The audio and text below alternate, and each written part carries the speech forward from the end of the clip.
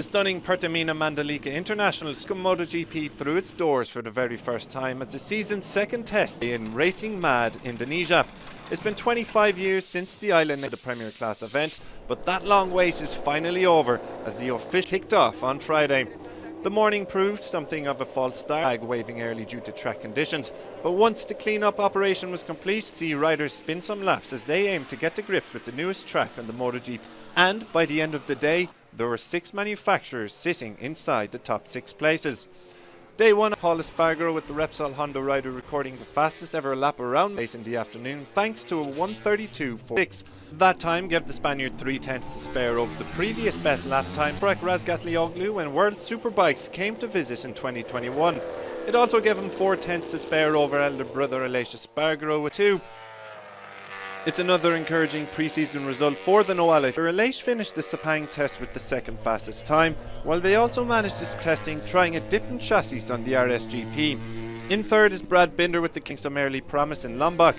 The South African and Austrian manufacturer had a lack opening outing to 2020 last weekend, but a Friday P3 offers some early promise. On the other side of the Miguel Oliveira failed to crack the top 15, and neither could Tech 12 rookies Raul Fernandez and Remy. They did manage to get some testing. The RC16 spotted with a big new air intake at the front of the bike. Alex Rins and Shirt Suzuki are represented near the top of the timesheets, and he currently sits 4th following a positive.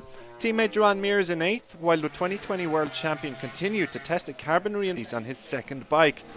Current World Quattararo was the best of the Yamahas. The Frenchman completed 86 laps this mount after Johan Zarco's 96, while the Iwata factory weren't spotted, instead focusing on learning the ins and outs of the circuit. Completing the top 6 is Jack Miller. The factory Ducati rider sits 6/10 off the PP22s in the top 10, the other being Jorge Martin. Like Yamaha, the Bologna Bullets' focus was on track time rather than new equipment, but chip contender Pecco Bagnaglia's opening day. The Italian crashed at third bottom on the timesheets. There's still plenty of time for Bagnaia and some other riders to turn theirs around, with 2 more days of testing coming up in Mandalika. It will prove ample time for everyone to find their feet at the new Indonesian circuit, and you can stay up to date with all the action and hear from the riders themselves across the weekend on MotoGP 2 of the official Mandalika test. Having already had time to familiarise themselves with the track layout, the day's action saw times tumble with the competition as tight as ever, second covering the top 20. At the top of the pile is Luca Marini, the VR46 rider, posting an excellent 1:31.289, lacing the day top spot.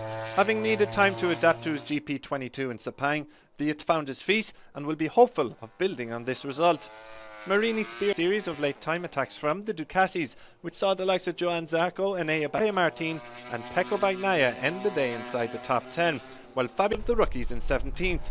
Jack Miller finished 3 places further back, but we is testing for the Aussie as he recorded 84 laps, the joint side KTM's Miguel Oliveira. It was a good day for Marc Marquez, and the champion takes P2 and sits within 2/10 of the lead. After taking top spot on Fragro can be pleased with another strong outing in Indonesia as he finished in 8th. The Spaniard was also seen riding with side pods for the majority of the day, while both HRC and LCR riders tested different movements ahead of the new season. Rounding out the top 3 is Maverick Vinales, strong pre-season form that Aprilia have been showing, with the RSGP packed with potential for 2022. World champion Fabio Quattararo seems to be enjoying himself in Indonesia, with the factory Yamaha rider in 4th. The Frenchman completed 68 laps in total and is the best placed of us. Joan Mir recovered from a turn 11 crash to secure a top 5 finish. The 20 world champion admitted he's feeling good with the GSX-RR ahead of the opening. KTM are the only manufacturer not represented inside the top 10, just missing out in P11. Despite the finish, it was an encouraging run for this after he led the field for the majority of the day, while he and Miguel Oliveira seemed to have settled to the RC16. A new aero and bigger front wings and side pod seem to be in favour, while the factory right the feel of a new carbon swing arm. The Indonesian mania will continue for one more day, with the riders back on track from 9 AM local time to conclude pre-season testing on Sunday. You can stay up to date with all of the act from Mandalika with MotoGP pre-season. Paul Espargaro goes into the opening round of the year as the Premier Class rider thanks to a 1:31.060. The Repsol Honda man admitted afterwards that he's never felt so real race contender on the revamped RC213V. It wasn't such smooth sailing Honda garage, with Marc Marquez hitting the deck at turn 2, but he's 9th on the combined timesheets. In LCR there was also a crash for Alex Marquez while Takanaki 91 laps as he tested out a different chassis. P2 winning world champion just 100th off the pace. A late flying lap from Franco Morbidelli to complete a good round of time attacks for Yamaha, while the Italian changed to a fork on his M1, which has a different layout in the carbon. The Iwata factory were spotted with Aprilia style wings during the day. Luca Marini failed to improve time from yesterday, but it was still good enough to see him claim P3 overall. The rider isn't the only GP22 inside the top 10, with Pecco Bagnaia and Johan Zarco up as Ducati got through a mountain of work in Mandalika. The big testing new bullets is that their longer exhaust, nicknamed the didgeridoo, hasn't worked as well as they would have liked, with the feeling being they might have better success elsewhere. The test with both their riders sitting comfortably inside the top 10. Aleix Espargaro as Vinales is in P8.